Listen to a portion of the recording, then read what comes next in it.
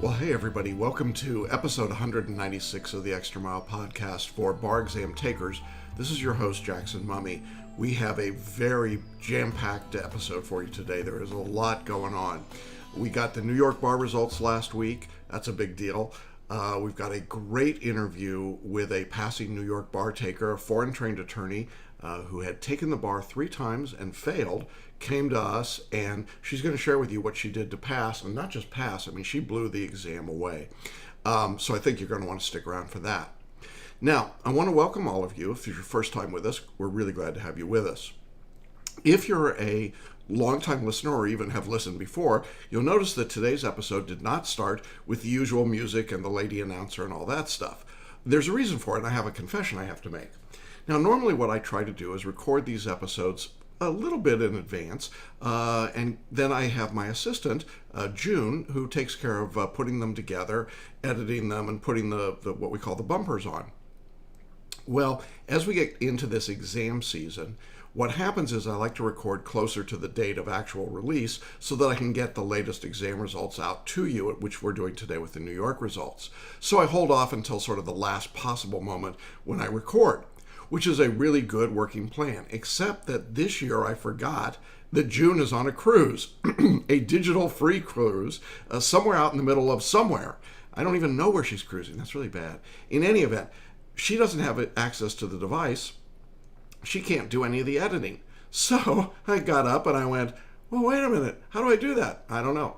So you're getting an unadorned episode today. And I promise next week we'll be back to normal. But it was one of those deals where I just forgot that I had to do this earlier. So the sacrifices we pay in order to get you the very latest breaking information.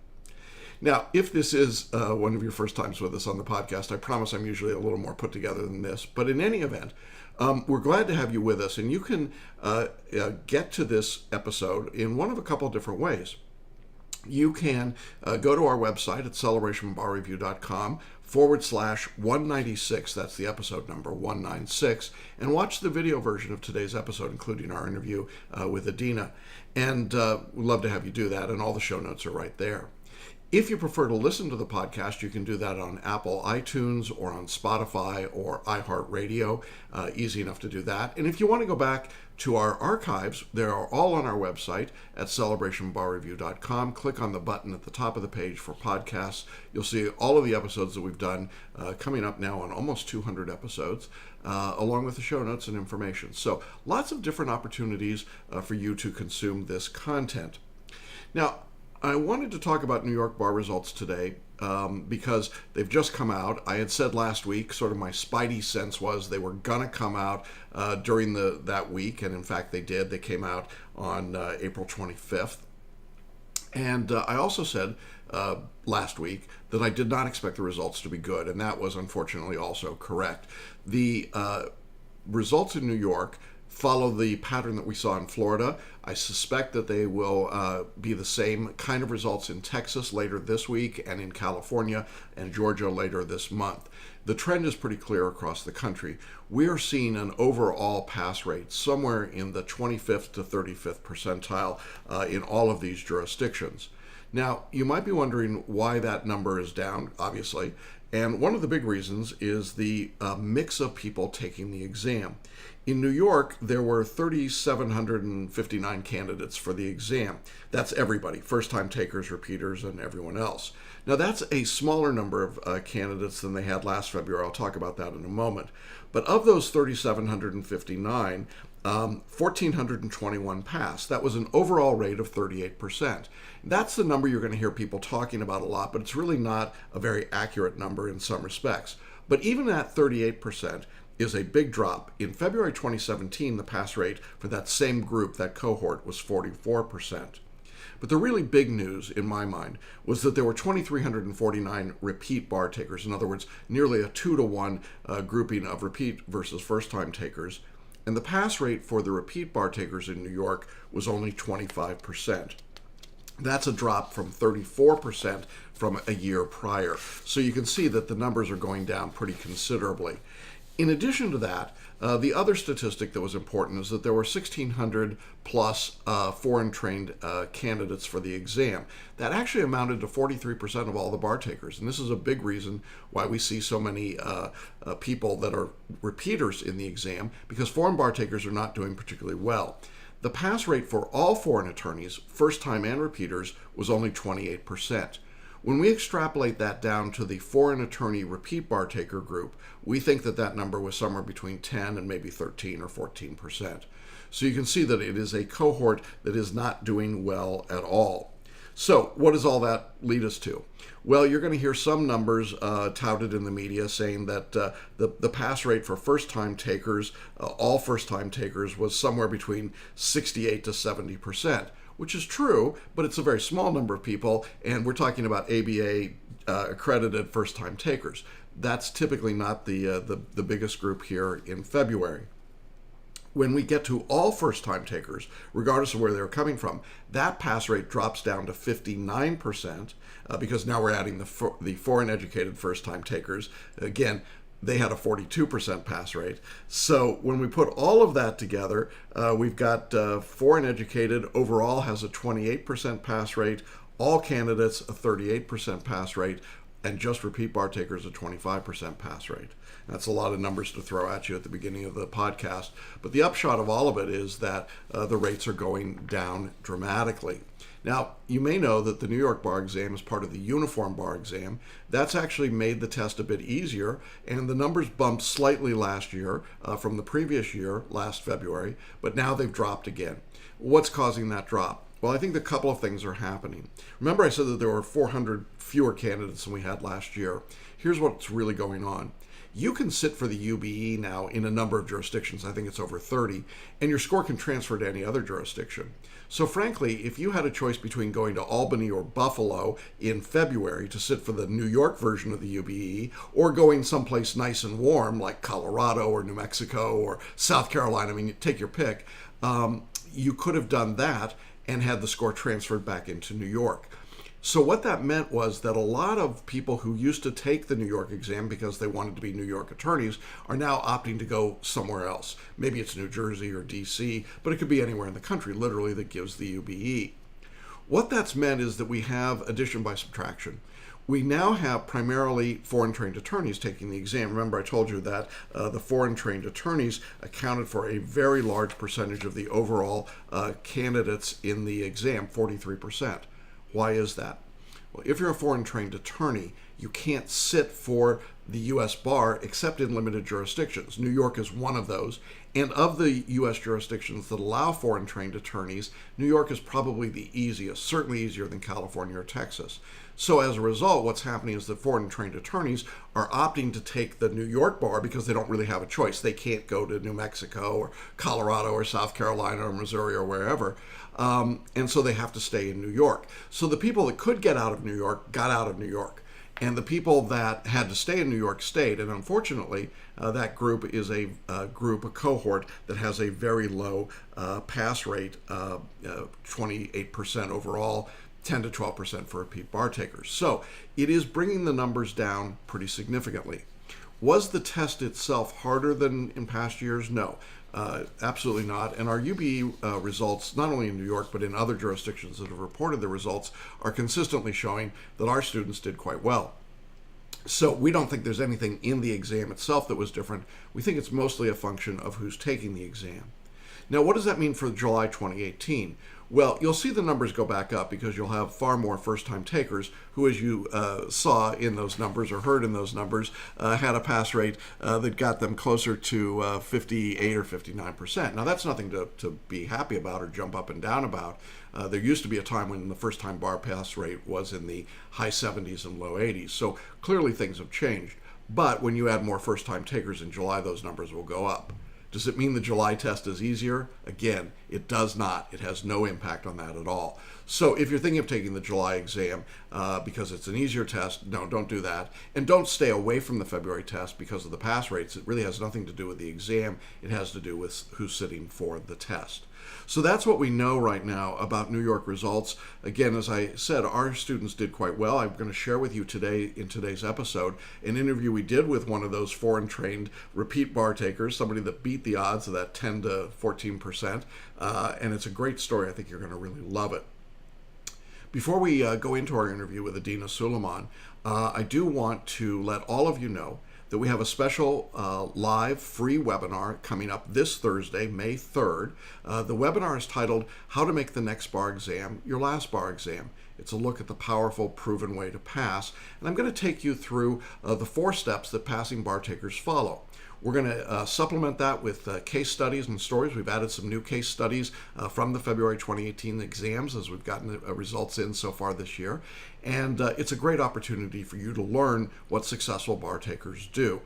Now, it starts at 7 p.m. Thursday, May 3rd, and that's 4 p.m. Pacific time. So we want to make sure that you join us this Thursday. That's Thursday, May 3rd at 7 p.m. Eastern Time. That's 4 p.m. Pacific Time for this free webinar. I think you're going to really find it great and useful. Now, to reserve your seat, you can do that one of a couple of ways. You can go to our website at celebrationbarreview.com/webinar to register, or you can click on the button on our homepage, or if you're watching here on video, just scroll down the page and you'll see the button to sign up as well. Now, if Thursday at 7 p.m. Eastern doesn't work for your schedule, there's also a button for an on-demand version of the same content. It's the same webinar. You'll have the opportunity to watch at your convenience on your schedule, and I'll answer your questions via email rather than live on the webinar. So either way, you get the same great content, the same information, the same offers. I encourage you to join us this Thursday, 7 p.m. live. I'll be answering questions, or you can check out the on-demand version. All right. Well, I think I've gotten through all the things I wanted to tell you, the information about New York. Obviously, the next big thing coming up is Texas results. We expect those probably within a day or two after this episode is released. So if you're listening to this on the release date, you can watch for Texas results to be coming. We will then see California and Georgia results, the last 2 big jurisdictions that we're particularly focused on later in the month of May. And with that, I want to turn our attention to this interview, as I said, that I did with Adina Suleiman. Adina is an attorney from Mozambique. She had taken the New York bar exam 3 times, and in those 3 previous attempts, she had worked with what we call the big box bar reviews. Adina tells us that her highest score in any of those exams was 259, which is a respectable score, but not good enough for admission. You need a 266. And as a foreign trained attorney, you can't waive into another jurisdiction. So she really had no choice, and she was about to give up. And then she came across our course and the approach that we took. Now, Adina took our basic coaching program, and she followed what we asked her to do very carefully. She took all the steps, did everything that we asked her to do while she was working and putting her studies together. And she sat for the February 2018 bar exam. The result? She got a score of 277. That's a 28-point increase. It's a huge increase in scale points. She not only passed the New York bar, she has a score that obviously, if she were not foreign trained, she could have waived into virtually any jurisdiction in the country. And in our interview today, Adina is going to talk about what she did, how she did it, how she combined and put together all the steps that she needed to do, what changes she made in her own approach to study, what she thought she was supposed to do versus what she discovered she really needed to do, and how the writing approach and the multiple choice question approach changed everything for her and gave her the strength and the power to push through and beat the odds pretty dramatically. She's a lovely woman, a great attorney, and I think you're going to love our interview with her. So I'm not going to keep you waiting any longer. Let's jump into our conversation with New York attorney Adina Suleiman. Well, hey, everybody. Welcome back to Hanging Out with Successful Bar Exam Takers. We have a really special call today. We are calling in Mozambique, and we're talking to the newest member, passing member of the New York Bar, Adina Suleiman. Adina, how are you? Excellent. Thank you. Yeah. So you told me the sun is just going down there when we're talking. It's early morning here in the East, in the U.S., so you've had less than 24 hours to absorb this information, right? Yeah, I got it just before I went to bed and proceeded to get so excited I couldn't go to sleep. So yeah, I've had the whole of the workday to process. Oh, that's awesome. Well, I really want to share your story because we just got the statistics just before I got on the call with you. I don't know if you've even seen them yet. They are horrific. In New York, the overall pass rate was 25%. Um, the foreign attorney pass rate was 28% for all bar takers, but for repeat foreign attorneys, it's somewhere around 10%. Now, this was your fourth time taking the exam, correct? Yeah. Yes. Okay, so you want to react to those numbers just a little bit? Uh, okay, I'm already kind of amazed that I passed this time. So, yeah, that's. I was not expecting those numbers, no. Yeah. So I want to talk a little bit about your journey because you've taken the exam three times with other bar reviews, and then you came to us for the last exam, and you chose our basic coaching plan. And did you study in Mozambique? Were you there the whole time? No, when I started it, I was already back in Virginia because that's Okay. where I sort of live. So I actually started quite late, I think, because I signed up in January for the Yeah. February exam. Yeah, it was, I think, a little bit of desperation, and it was just like a little bit of glimmer of hope that the advertisement came up on social media. So I figured I'd give it a try. And it worked, didn't it? It really did, yes. I just want to make that point to people that are like, I don't think this is true. Okay, you're the real deal. Yeah, to be honest, I wasn't prepared to pay for any new bar exam course because I already did it three times. Two of them I had help before, and they didn't work. So I'm like, well, there's no point in putting all this money in if studying by myself is going to get me the same results. But you had the seminar, the webinar of, it was that first one. How to Sorry, I make the can't next remember bar the exam title. your last bar exam. Yeah. That's the one, yes. So Yeah. I read the pamphlet that went with it. I watched the course. I'm like, okay, you know what? Maybe this guy's actually talking some sense. So in the middle of that, you're just like, okay, here's the time to sign up. And I literally went to sign up. So I'm like, I have nothing left to lose. Okay. So what brought you to want to take the New York bar in the first place? Well, I have this sort of grand ambition to be qualified in different jurisdictions. So since I'm in Mozambique now, it's a civil law jurisdiction, and I was trained in England, which is also like common law. But I figure that if I did the New York bar, then I have more chances of being able to practice or basically be qualified in more places. Yeah. And so when did you take your first bar exam in New York? It was just before they switched to the UB, so I think it was February 2016. Okay. And yeah, so you took the old form of the New York exam, then it switched to the UBE, and your score went up when it switched to UBE, but not high enough to pass, right? And it was so annoying because I was just a handful of points off. I think I got 259. Yeah. Yeah. So 7 points away. Yes. Yeah. And what does that feel like when you put in the effort and you come that close and you don't make it? It's a little bit frustrating and encouraging. It's frustrating because it was just so close.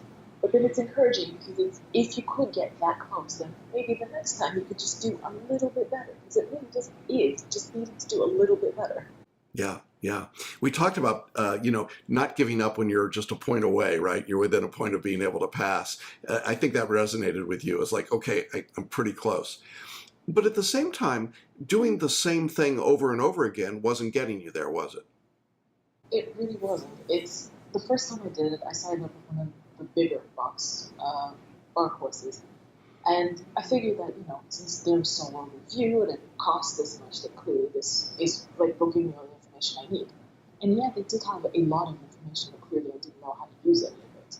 The next time I went for something smaller, something that was a little more personal. But again, it was giving me the exact same information and the same ways of not knowing how to use it. So the third time that I did it, I figured, well, I have all the information that I need. All I have to do is just study by myself. And it was the same thing where I kept getting the same scores. Yeah, and that's got to be just so annoying. So then, were you working when you were in the U.S. studying, or were you just studying full time during that period? The first time I had just graduated, I finished an LLM. The second time I had started working here. So I had to leave from here, travel all the way up, and then come back down. So it was pretty exhausting. The third time, I didn't even take time off work, so I was studying at work any minute that I Oh, had wow. available. Yeah, and then I managed to get a week off work. I traveled up, took the exam, and then had to come right back down. And then this time, what was your schedule like?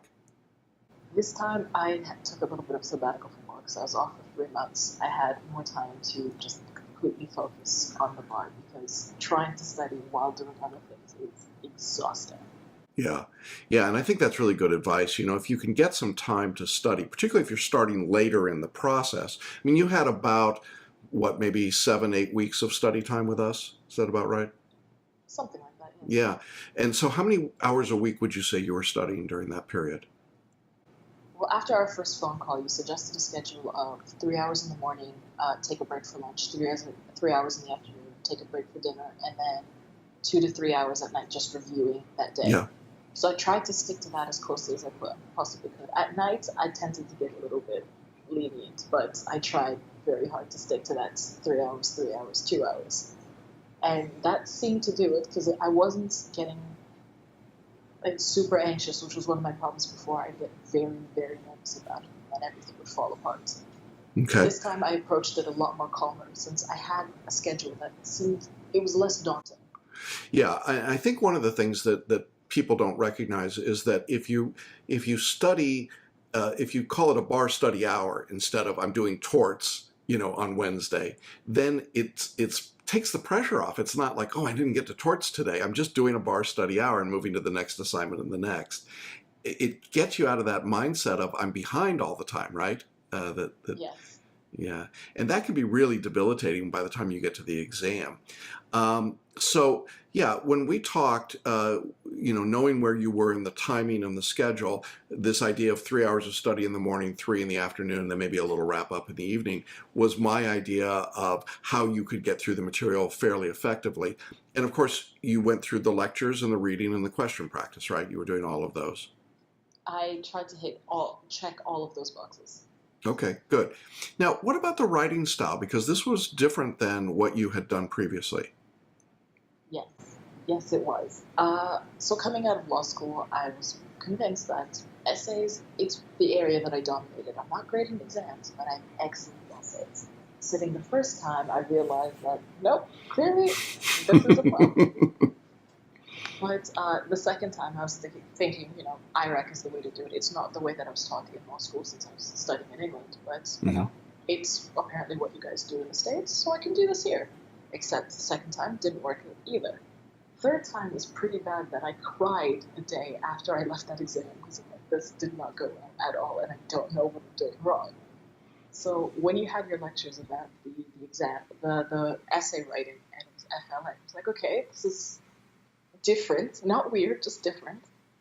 And the further I got into that lecture, the more it started making sense. Like that sounds like it could work. And Yeah. yeah, it did. Because this time I got out of the essay day, and I was actually quite thrilled. It went really well. I managed to answer all of the questions, which didn't happen before. I think I put down enough analysis, which was the big part that I was missing out on. Before I figured just throw in as much law as possible, that'll cover it. This time I focused more on analyzing and applying what I thought the law was, even if it wasn't necessarily truly the law. Okay. And what was your day one score? I actually haven't checked that yet. I Okay. haven't All really right. gotten past that first line. Okay, fair enough. I love that because it doesn't really matter, does it? Okay. Now, we like to brag because the point numbers go up. We know you went up at least 7 points to pass. More. More than that, yeah. Okay, so that's pretty cool. And if you ever decide to look, share that number with me and let me know. But I know actually, my overall pass score. I what just what don't was know your how. overall? All right, what was your I overall got score? I got 277. Say that again. I got 277. And passing score in New York is 266. So you went from a Yes. 259 to a 277. I believe that's an 18-point increase. Yes, it is. I'm giving you a virtual high five here. Um, that is awesome. Adina, that's just an amazing number. No wonder you're smiling so big. That is really, I mean, like that rocks it out. That makes me happy. And you did it in an exam where everybody was diving. I mean, it was going down. All the numbers went down. That is very surprising to me. I figured Yeah. that if I passed, then everybody else must have too. Yeah. Yeah. Well, there you go. What was it like when you went? I mean, you were talking about sort of your feeling of writing on the essays. What was the multi-state day like for you when you went back in this time? It was the multi-state day was the day that I struggled with the least because each time I've managed to get through them and have enough time to review. This time I had so much time to review afterwards. And the thing that I found most surprising is I changed very few of my answers. Mm-hmm. It's I was in your courses. You had mentioned a lot of like the intuition, Mm-hmm. so tried to go a lot with that, and I found that going through reviewing, because my way of doing it is making my notes on the paper and then going back to fill them out. That way I have a chance to review my answers to see if I'm still certain about them. And for the majority of them, I didn't bother to change them. Like, this is definitely it. Yeah, and for our audience members that don't know what Adina is talking about, we suggest that it's really about knowing that you know it when you get to the multi-state, and just as you're going through it, identifying kind of the feeling or the sense you have of the right answer and looking for that answer, and then selecting that and not going back and changing it, which makes it possible to go through the questions faster, with a lot less drama, I think, a lot less internal, pain and suffering, and then get a higher score. So that's awesome. I'm really pleased that you were able to incorporate that. Now, you chose our basic coaching course, which meant that you and I were not working together. I wasn't reviewing your essays or doing any of that.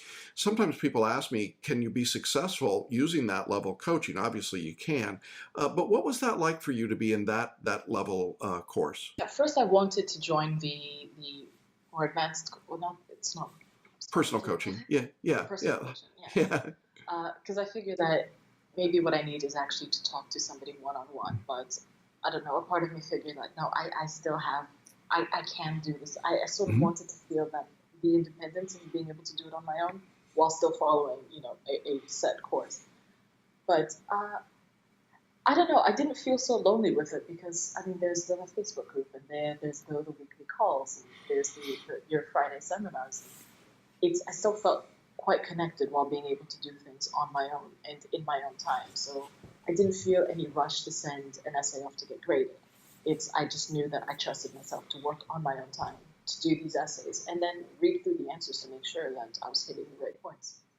Yeah, I think that's really great advice.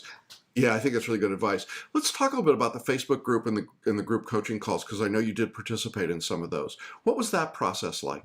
It's that concept of Schadenfreude, isn't it? That misery loves company. Yeah. So it's kind of nice to see that there's a whole lot of people that are going through exactly what I'm going through, and that some of their problems are my problems, and some of the things that they found solutions to, they're willing to share, and knowing that, in our weekly group coaching calls where we just want to vent, being able to make each other laugh and having that shared experience, it's something that I think I was truly missing out from the other courses. Mm-hmm.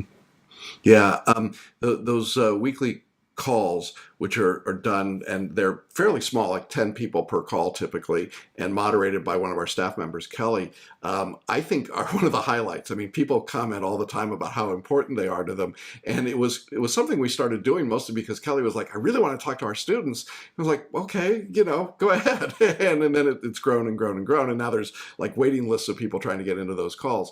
But I think it's really an important thing. And in our Facebook group, was also another way that you could get some support and ask questions and feel like you were part of the group.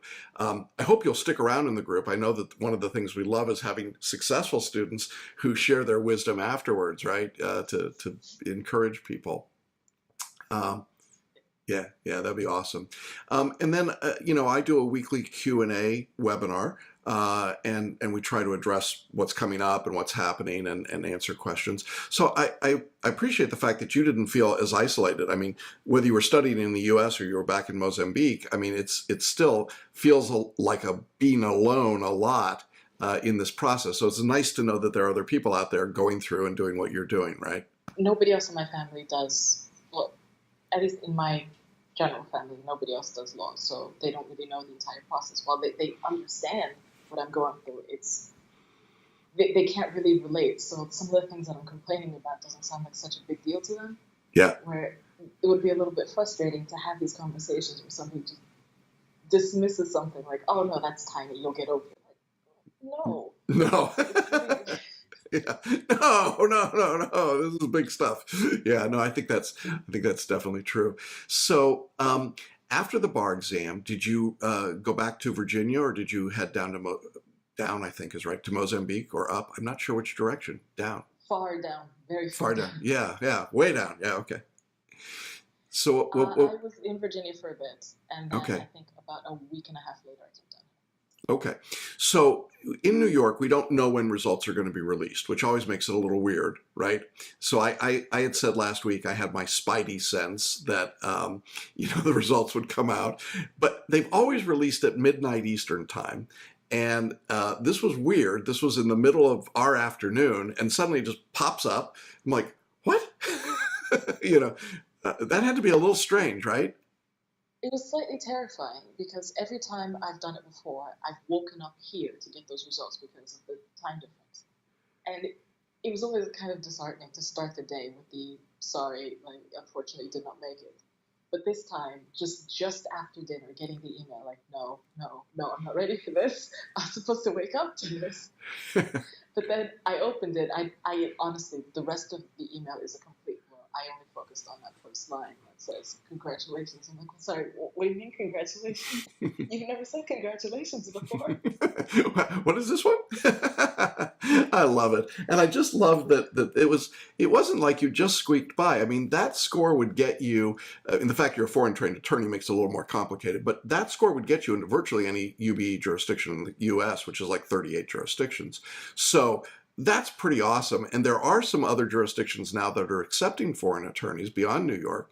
So, you could take that number and apply into some other places as well.